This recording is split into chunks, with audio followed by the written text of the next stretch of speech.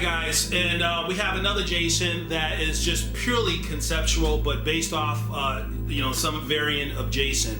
And basically, these concept pieces, I mean, granted, guys might be saying, okay, more concepts, but here's the thing on concepts. Concepts give the artists an ability to kind of really express their true artistic perspective, because sometimes when you're dealing with the piece that you're trying to reference or try to go for that accuracy, you're constrained by the reference material. So that's why I've always liked the concepts, because you could really just gives the artist a chance to really explore the avenues. And the thing is that, guys, we have to be honest.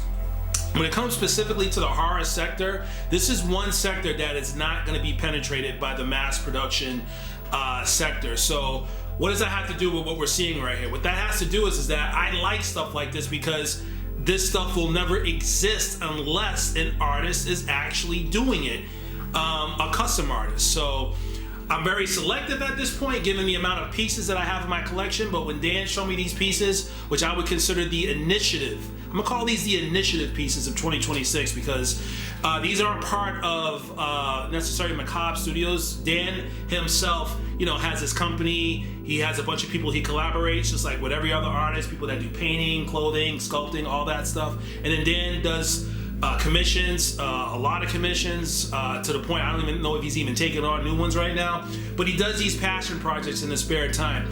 And believe me, guys, I have an entire section in my home dedicated to Dan's collaborative work.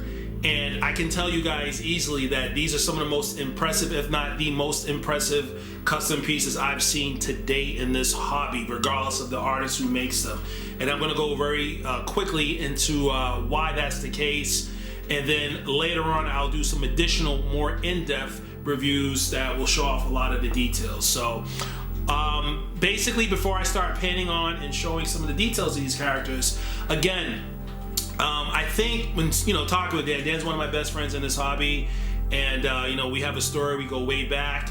Dan showed me work in the very beginning stages before most people even knew who he was in the hobby, and I always saw his potential. I told him straight up before back in 2016, 2017, that his detail work was at that level of Ones, and Ones Customs is really the only person on planet Earth besides Dan that can do what you're seeing right here.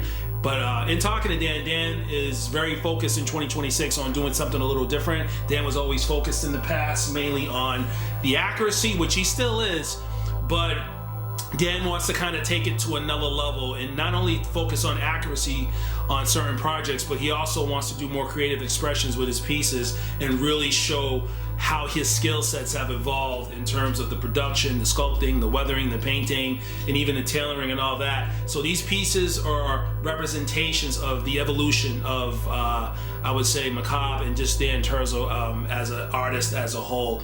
And like I said, they're just absolutely amazing pieces. So without further ado, let's do a quick pan and see what we got here, guys.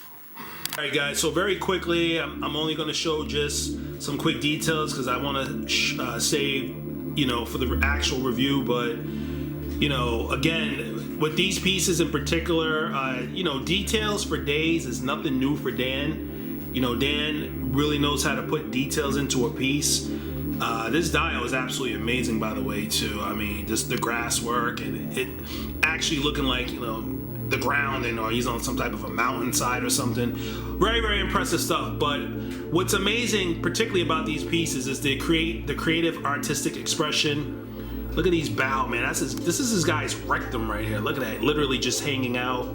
We got a lot of traditional sculpting mixed in with traditional 3D sculpting, premium clothing, proprietary heads.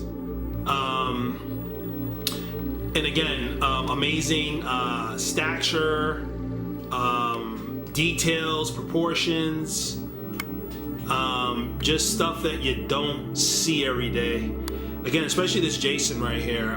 We haven't had too many Jason vs. Freddy's, just the normal figures, let alone concept variants, and that's kind of what makes this piece very, very special. And again, Dan wants to make a statement, and he wants to show that he can do the details, which we've already known that, you know, he can do, but he could also combine it with that refinement. Dan acknowledges that the refinement is an ongoing process, it's a skill set, and making everything kind of just blend together and flow nicely, especially with the proportions, is very, very important. And you can't have one without the other, and Dan recognizes that, and he humbles himself, and that's why he's gonna win. And for anyone else out there that are doing horror figures, you know who you are. There's a bunch of artists out there. I would be very, very I'd be just checking the radar and just making sure that your game is on point, because these pieces, again, arguably, and not through my own admission, probably one of the best, most, horror collections out in the hobby. I'm trying to think of a word, because it's not really about the best, but my collection particularly captures a lot of the golden era of this hobby. There's a lot of history in my collection, and I brought class to horror in this hobby, and I'm very proud of that. So I've seen a lot of examples. That's basically what I'm trying to say. And so I'm a professional collector, and I know when I'm seeing something that's special. And guys, these are special. These are amazing. And that's all I'm going to show for right now. So stay tuned. Follow Gallactibles on his Instagram. Information will be in my bio. You could also follow me, put a like, ask any questions, and we'll get back to you guys. But just wanted to show these bad boys off. There will be more in-depth reviews in the future. All right, guys, peace. I'm out.